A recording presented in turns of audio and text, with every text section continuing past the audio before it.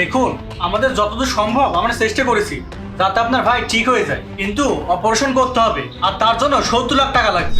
Doctor সাহেব, টাকা পয়সার ব্যবস্থা হয়ে যাবে, কিন্তু আমার ভাই সুস্থ হবে তো? দেখুন ভাইয়া, সুস্থতা দান করার মালিক আল্লাহ, আমরা তো শুধু চেষ্টা করতে পারি। আপনি টেনশন করবেন না, আমরা আমাদের মতো সবটুকু চেষ্টা করব। আমার ভাই ভালো হয়ে যাবে তো?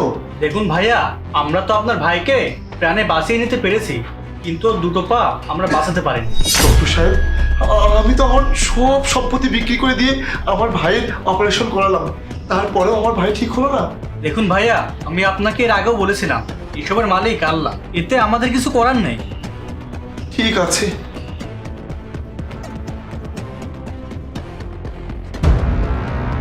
আরে এটা তো জাহিদ ভাই, কিন্তু অনেক টাকা পয়সার মালিক ছিল, হঠাৎ করে এমন হলো কেন? ভাই শুনুন।